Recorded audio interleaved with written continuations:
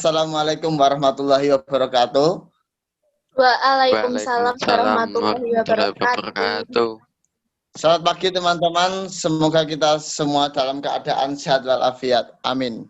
Tak lupa saya ucapkan terima kasih kepada teman-teman semuanya karena telah meluangkan waktu sejenak untuk memberikan kesempatan pada kita untuk menyampaikan materi.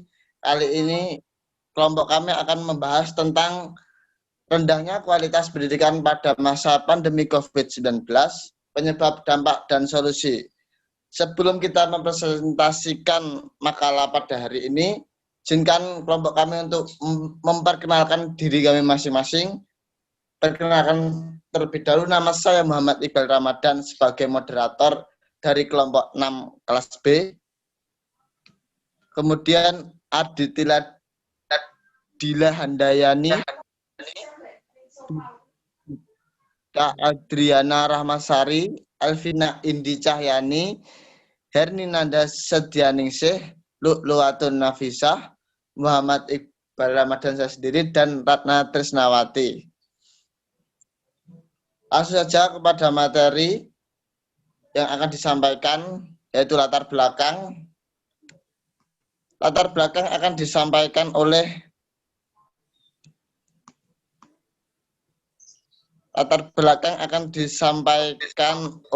Saudari Aditya Dila Handayani. Untuk Saudari Aditya Handayani, waktu dan tempat saya berikan. Terima kasih waktu yang diberikan kepada saya. Latar belakang masalah, menjaga kualitas pendidikan menjadi tantangan nyata di tengah terus berlangsungnya pandemi COVID-19. Proses belajar mengajar antara pendidik dan peserta didik yang semula dilakukan melalui interaksi langsung kini tidak lagi dapat dilakukan. Ayanta 2020. Menurut UNESCO, lebih dari 1,6 miliar siswa di dunia terdampak pandemi COVID-19 dan 45 juta diantaranya siswa dari Indonesia. Tingginya angka penyebaran ini menyebabkan pemerintah menutup akses belajar di sekolah. Kebijakan ini sudah sangat tepat karena menempatkan siswa di tempat yang aman, yaitu di rumah. Banyak halangan yang dihadapi oleh pendidik dan siswa untuk mengurangi kualitas pendidikan. Agar kualitas pendidikan di Indonesia tidak menurun, maka seluruh stakeholder pendidik harus ikut turun tangan untuk menjadi solusi dan mengantisipasi potensi yang terjadi di tengah pandemi ini. Terima kasih waktu yang diberikan kepada saya. Waktu saya kembalikan kepada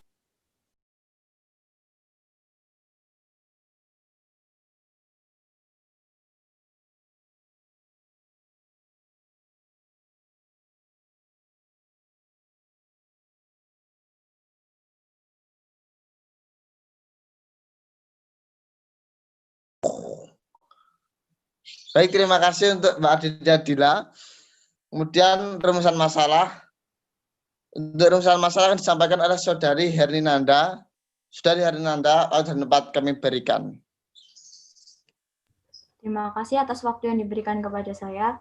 Baik, rumusan masalah yang pertama itu bagaimana sistematika pembelajaran online di masa pandemi COVID-19.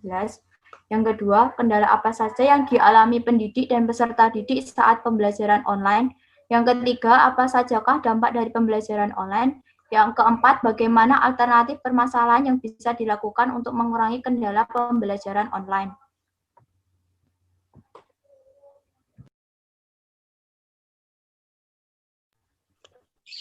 Kemudian ada teori juga akan disampaikan oleh Saudari Herninanda. Waktu dan tempat saya berikan. Yaitu baik, landasan teori. Menurut Undang-Undang Republik Indonesia Nomor 20 Tahun 2003, proses pembelajaran adalah proses interaksi peserta didik dengan pendidik dan sumber belajar pada suatu lingkungan. Dijelaskan bahwa terjadinya proses pembelajaran itu harus ada 3 unsur, yaitu pendidik, peserta didik, dan juga materi. Jika dari ketiga itu tidak ada, maka proses pembelajaran itu tidak bisa berjalan. Dikarenakan di Indonesia sedang dilanda COVID-19 yang tak usai-usai dan berdampak ke berbagai bidang, dan salah satunya adalah bidang pendidikan. Oleh karena itu, agar dampak pandemi kepada pendidikan itu tidak terlalu besar, maka pemerintah tetap menyelenggarakan proses pembelajaran yang dilakukan secara daring. Tujuan dari adanya pembelajaran daring tersebut ialah memberikan layanan pembelajaran bermutu dalam jaringan yang bersifat masif dan terbuka untuk menjangkau peminat ruang belajar agar lebih banyak dan lebih luas. Sofiana dan Abdul 2019-82. Terima kasih atas waktu yang diberikan kepada saya. Saya kembalikan waktu kepada. Baik, terima kasih Mbak Herni. Terlepas dari latar belakang dan rumusan masa yang telah disampaikan sebelumnya tadi, sini akan sampaikan juga penyebab, dampak, dan solusi. Untuk penyebab akan disampaikan oleh Saudari Elvina Indi. Waktu dan tempat saya berikan. Terima kasih atas waktu dan kesempatan yang telah diberikan. Saya di sini akan memaparkan penjelasan tentang penyebab rendahnya kualitas pendidikan pada masa pandemi COVID-19.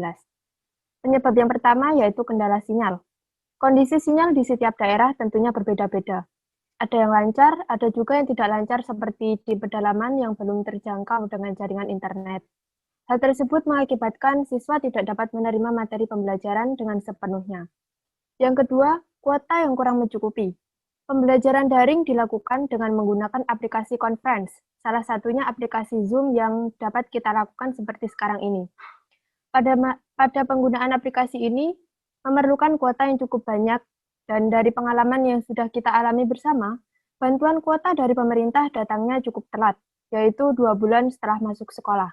Yang artinya, selama 2 bulan tersebut, kita menggunakan kuota yang dibeli secara pribadi, dan tentunya tidak dapat dibilang murah.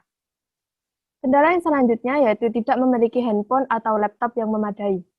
Banyak dari siswa-siswi di kalangan keluarga menengah ke bawah yang belum memiliki handphone atau laptop.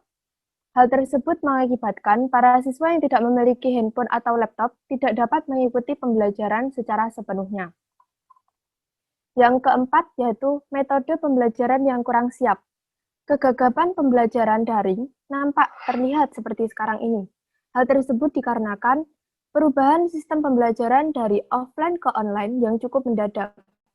Hal ini mengakibatkan kurang pahamnya bagi para peserta didik dan pendidik dalam menjalankan metode pembelajaran online tersebut.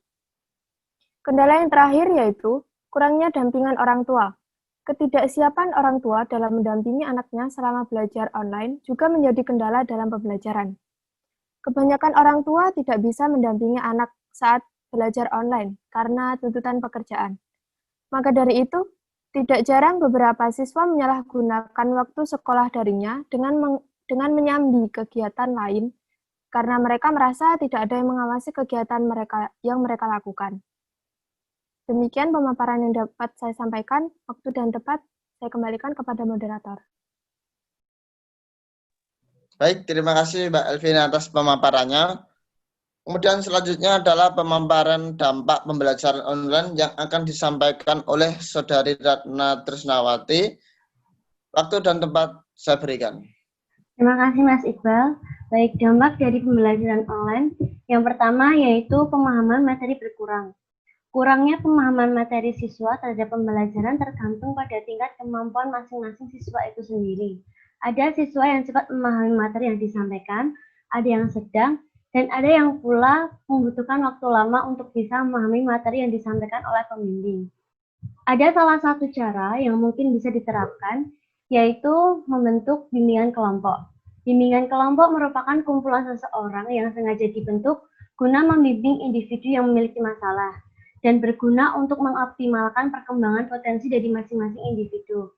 Yang kedua, pembelajaran tidak maksimal. Adapun penyebab mengapa pembelajaran tidak maksimal atau tidak berjalan dengan mulus, yaitu kurang menyiapkan perangkat pembelajaran, tidak menggunakan metode belajar yang variatif, pengajar kurang memperhatikan kemampuan awal peserta didik, kurang pendekatan siswa, kurang menerapkan nilai norma dan etika, dan ada pun cara untuk mengantisipasinya, yaitu dengan memanfaatkan teknologi, mempunyai komitmen, motivasi, dan kesabaran dalam pengajaran. Yang ketiga, kehilangan karakter positif. Mengapa bisa dikatakan kehilangan karakter positif?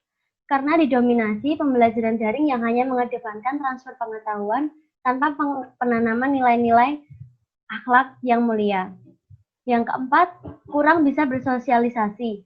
Adapun faktor yang mempengaruhinya yaitu terlalu sering bermain gadget, rasa malu, dan orang tua yang overprotective. Dan ada salah satu cara yang bisa dilakukan agar senang bersosialisasi, yaitu dengan membangkitkan rasa percaya diri. Terima kasih. Waktu saya kembalikan kepada Mas Iqbal. Baik, terima kasih untuk Saudara Ratna atas pemaparannya. Terlepas dari penyebab dan dampak, pastinya ada solusi yang akan disampaikan untuk permasalahan tersebut. Solusi akan disampaikan oleh Saudari Birgita Adriana. Untuk Saudari Birgita, waktu dan tempat saya berikan. Baik, terima kasih Mas Iqbal atas waktunya. Di sini saya akan membacakan atau memaparkan dari solusi. Yang pertama, ada memaksimalkan aplikasi. Guru dapat memanfaatkan blog, YouTube, dan WhatsApp untuk keperluan sumber belajar, serta WhatsApp untuk berinteraksi dengan siswa. WhatsApp dianggap lebih mudah digunakan sebagai media pembelajaran online, karena aplikasi ini sudah menjadi media komunikasi sehari-hari. Dan contohnya seperti kita sekarang ini bisa menggunakan platform-platform lainnya yang untuk bisa di dalam pembelajaran ya. Yang kedua ada inovatif dalam diskusi. Nah, di sini kita dituntut untuk inovatif agar dalam pembelajaran tidak mudah bosan. Jadi kita menemukan inovasi-inovasi yang baru juga. Yang ketiga, ada respon aktif. Kita juga dituntut aktif sehingga tidak menjadi kaku atau yang takut di dalam berpendapat atau menyampaikan argumen dan lain-lain. Seperti misalkan kita tidak paham terhadap materi yang telah disampaikan oleh guru, kita boleh tanya, kita bisa memberanikan diri untuk bertanya ya, jangan takut-takut untuk bertanya. Yang terakhir ada refleksi materi. Daring maupun luring itu sama-sama memerlukan refleksi materi, karena dengan refleksi materi itu sendiri, kita bisa lebih mendalami lagi materi apa saja yang sudah kita pelajari. Demikian dari saya, waktu saya kembalikan kepada moderator. Terima kasih. Baik, terima kasih atas pemaparannya Saudari Adriana. Kemudian untuk kesimpulan dan saran akan disampaikan oleh Saudari Lu'lu'atun Nafisah. Untuk Saudari Lu'lu'atun Nafisah, waktu dan tempat saya berikan. Terima kasih Mas Iqbal atas waktu yang telah diberikan. Untuk kesimpulan, pembelajaran secara daring dilaksanakan saat pandemi COVID-19 karena tidak memungkinkan untuk sekolah tatap muka. Banyak kendala yang menyebabkan pembelajaran daring yang tidak efisien. Kendala-kendala dalam pembelajaran daring dapat diantisipasi dengan menggunakan beberapa alternatif pembelajaran daring yang inovatif. Untuk saran, seharusnya pemerintah, khususnya Dinas Pendidikan dan Kebudayaan, perlu mengkaji ulang teknis dari sistem pembelajaran daring dan pemanfaatan teknologi internet dan media pembelajaran yang beragam perlu disesuaikan. Untuk waktu dan tempat, saya kembalikan kepada Mas Iqbal. Baik, terima kasih saya ucapkan kepada Saudari Lu'lu'atun Nafisah. Baik, semuanya di sini telah dipaparkan tadi dampak pembelajaran daring di era pandemi.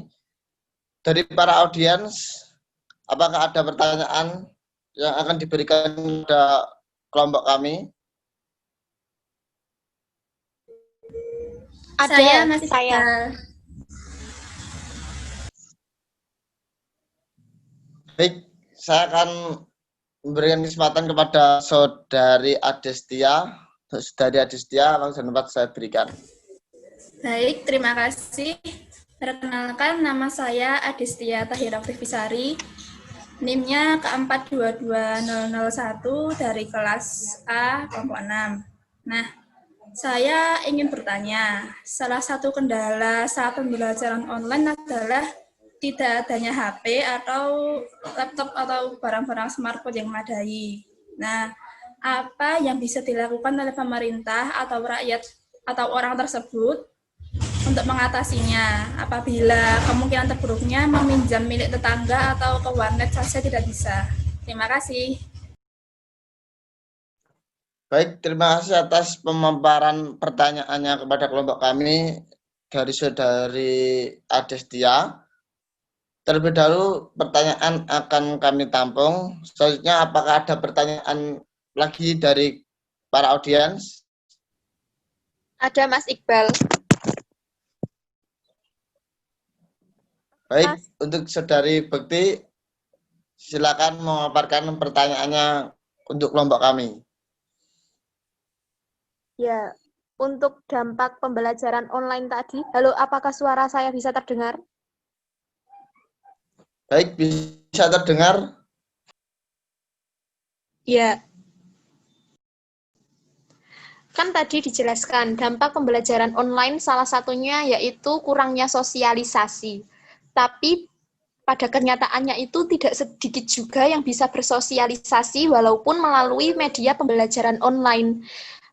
Terus pertanyaannya, faktor yang mempengaruhi seseorang yang bisa bersosialisasi walaupun dari media online itu bagaimana? Terima kasih. Baik, terima kasih Saudari Bekti atas pemaparannya pertanyaan untuk kelompok kami. Apakah ada pertanyaan lagi teman-teman audiens? Saya Mas Iqbal ingin bertanya. Baik, Mas Imam Budi Nugroho, waktu dan tempat saya berikan. Perkenalkan, nama saya Imam Budi Nugroho, NIM K4220047. Ingin bertanya, jika pembelajaran online kurang efektif, lalu bagaimana jika pembelajaran offline dilakukan saat pandemi COVID-19? Apa saja dampaknya? Terima kasih. Baik, terima kasih Mas Imam atas pemaparannya. Kemudian, apakah ada pertanyaan lagi dari para audiens? Saya. Baik, untuk pertanyaannya silakan untuk Saudari Rahma Fida. Baik, perkenalkan nama saya Rahma Fida Aulia Hidayah, NIM K4220067. Saya ingin bertanya, salah satu dari dampak pembelajaran online adalah pemahaman materi yang berkurang. Nah, bagaimana solusi dari peran pendidik yang mengetahui hal tersebut? Terima kasih.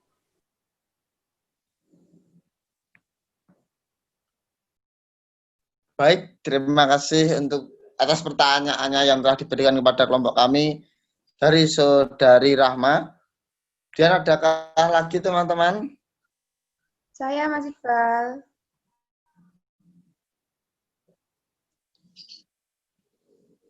Ya, Saudari Putri. Untuk Saudari Putri, silakan memaparkan pertanyaannya kepada kelompok kami. Ya, perkenalkan saya Putri Aprilia, NIM K4220065. Salah satu dampak pembelajaran online yaitu kehilangan karakter positif. Apa yang dimaksud kehilangan karakter positif dan bagaimana contohnya? Terima kasih. Baik, terima kasih Saudari Putri atas pertanyaannya.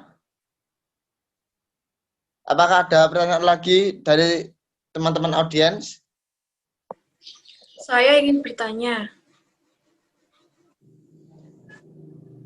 Baik, Saudari Prisa, silakan memaparkan pertanyaannya untuk kelompok kami.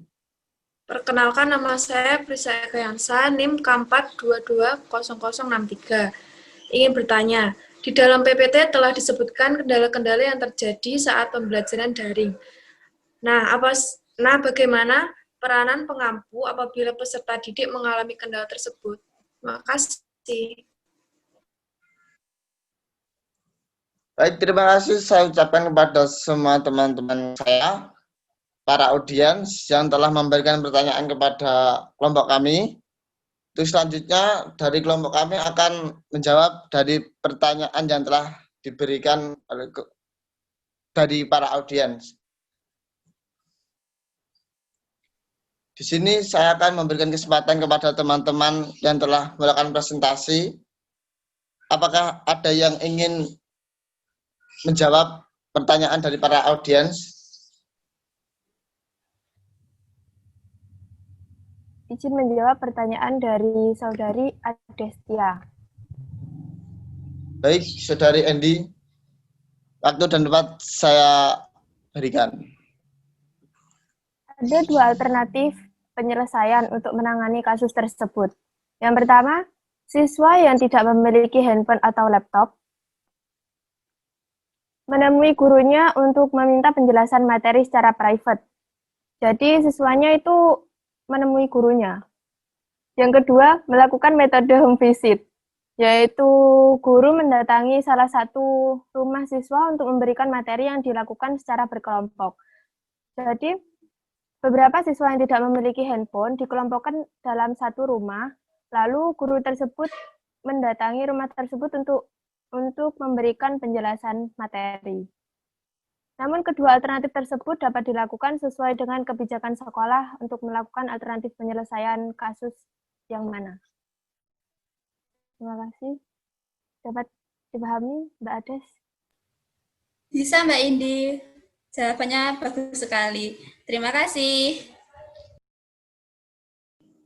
Baik, terima kasih untuk Saudari Elvina Indi atas pemaparan jawabannya. Apakah ada teman-teman yang mau menanggapi atau menambahi lagi mengenai pertanyaan apa yang bisa dilakukan oleh pemerintah atau rakyat tersebut untuk mengatasi hal apabila tidak memiliki smartphone atau yang lainnya?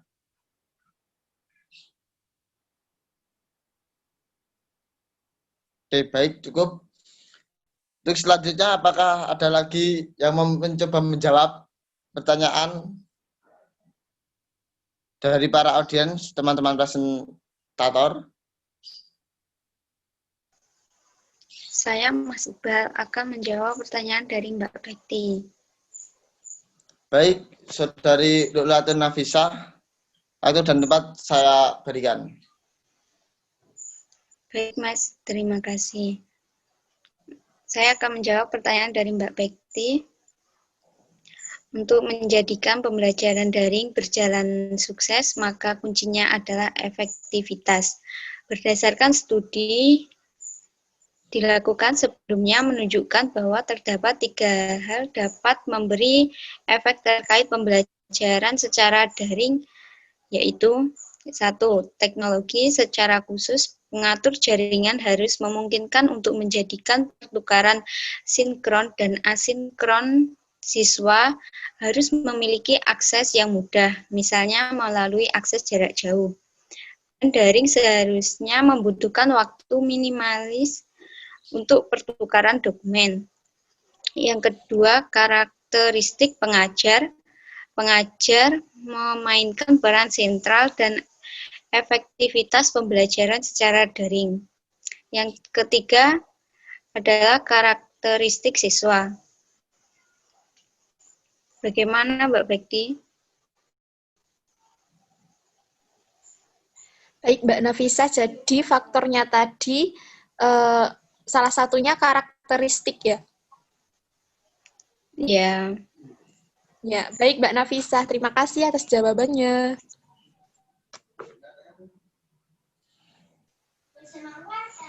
Ya, Mbak Bekti, sama-sama. Baik, terima kasih atas pemaparan jawabannya oleh Saudari Nafisa atas pertanyaan yang diberikan oleh audiens Bekti Nur Hidayah.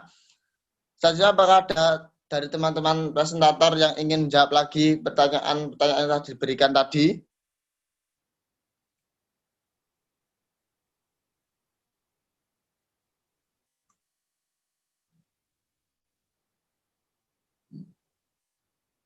Kemudian teman-teman, apakah suara saya terdengar? Terdengar, Mas. Dari teman-teman presentator, apakah ada yang mencoba menjawab pertanyaan yang diberikan oleh para audiens?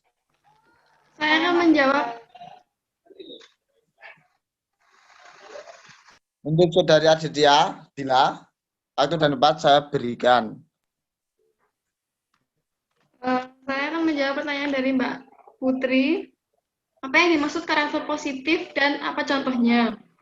Kehilangan karakter positif adalah pemahaman bahwa seseorang karena sesuatu sebab ia menjadi kehilangan karakter atau sifat atau watak positifnya.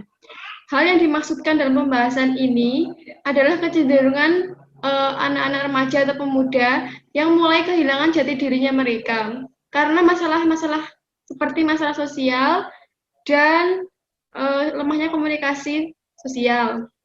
Untuk contohnya yaitu hilangnya percaya diri pada siswa. Apakah bisa dipahami, Mbak Putri? Ya, bisa. Terima kasih, Mbak. Sama-sama. Baik, terima kasih untuk Saudari Aditya Dila atas pemaparan jawabannya dari pertanyaan yang telah diberikan oleh audiens. Selanjutnya dari teman-teman presentator, apakah ada lagi yang mau menjawab pertanyaan yang telah diberikan oleh para audiens? Saya Mas Iqbal. Baik, Saudari Birgita Andriana, waktu dan tempat saya berikan. Baik, terima kasih. Saya akan menjawab pertanyaan dari Mas Imam, yaitu pertanyaannya, jika pembelajaran online kurang efektif, lalu bagaimana jika pembelajaran offline dilakukan pada saat pandemi COVID-19? Menurut saya, itu kembali lagi kepada peraturan daerah masing-masing, Mas. Jadi, jika pemerintah sudah memperbolehkan untuk pembelajaran offline, bagaimanapun sistemnya dibagi atau bagaimana, ya monggo-monggo saja. Tapi ketika memang di daerah tersebut masih zona merah atau zona hitam, lebih baik di rumah saja dilakukan pembelajaran secara online. Karena dampaknya akan sangat besar ketika masih ada di daerah tersebut yang terpapar virus corona dan kita nekat untuk pembelajaran secara offline, akan ada kemungkinan kita juga ikut terpapar virus tersebut. Jadi kita bisa menjadi penyebar luas virus itu. Begitu, Mas. Apakah bisa dipahami? Baik, Mbak Birgita, terima kasih atas jawabannya. Baik, terima kasih atas jawaban yang telah dipaparkan tadi. Kemudian dari teman-teman presentasi, apakah ada lagi yang mau menjawab? Saya, Mas Iqbal. Baik, Saudari Ratna Trisnawati, waktu dan tempat saya berikan untuk memaparkan jawabannya. Terima kasih. Saya akan menjawab pertanyaan dari Mbak Rahmafida. Sebelum itu, saya bacakan terlebih dahulu pertanyaan tersebut. Salah satu dari dampak pembelajaran online adalah pemahaman materi yang berkurang. Nah, bagaimana solusi dari peran pendidik yang mengetahui hal tersebut? Tadi saya sudah menyampaikan, ada salah satu cara yang mungkin bisa dilakukan, yaitu dengan membentuk bimbingan kelompok. Karena pada saat ini terkendala COVID, maka bimbingan kelompok juga bisa dilakukan melalui daring. Contohnya, menghubungi pengajar dan bertanya tentang materi melalui WA atau melakukan video call di luar jam pembelajaran. Bagaimana Mbak Rahmafida, apakah jawaban saya bisa diterima? Bisa, Mbak Ratna, terima kasih. Sama-sama. Baik, terima kasih untuk Saudari Ratna yang telah memaparkan jawabannya. Dari ke-6 pertanyaan, tinggal satu pertanyaan lagi yang diberikan oleh para audiens. Apakah ada yang ingin menjawab lagi dari teman-teman presentator? Saya Mas Iqbal. Baik, Saudari Herni, waktu dan tempat saya berikan untuk memaparkan jawaban. Terima kasih. Di sini saya akan menjawab pertanyaan dari Mbak Prisa Eka, yaitu pertanyaannya, bagaimana peran pengampu atau pendidik apabila peserta didik mengalami kendala tersebut. Dalam PPT disebutkan bahwa kendala itu ada 5. Yang pertama itu kendala sinyal. Nah, dalam kendala sinyal ini peran pengampu atau pendidik bisa terlebih dahulu mendiskusikan proses pembelajaran yang akan dilaksanakan nanti menggunakan aplikasi apa atau metode apa sehingga proses belajarnya bisa berjalan dengan lancar.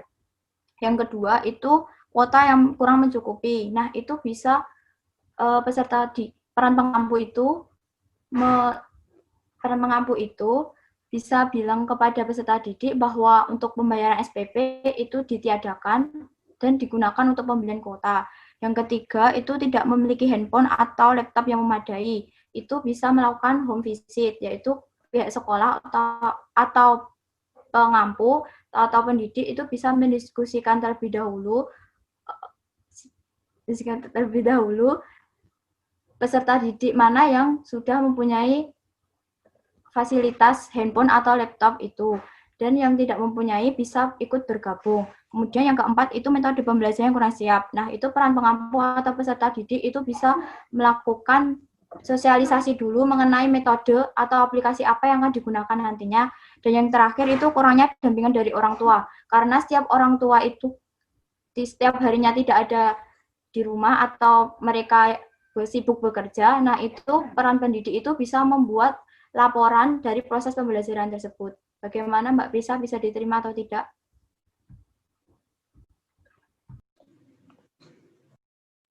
Bisa, Mbak. Terima kasih. Baik, teman-teman. Di sini semua jawaban telah dipaparkan dan semua pertanyaan dari para audiens telah terjawab semuanya.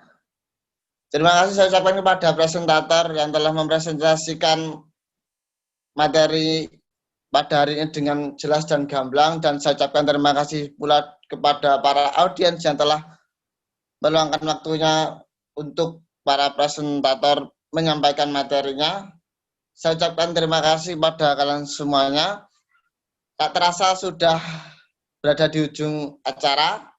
Saya sebagai moderator Muhammad Iqbal Ramadan dari saya ucapkan terima kasih sebesar-besarnya.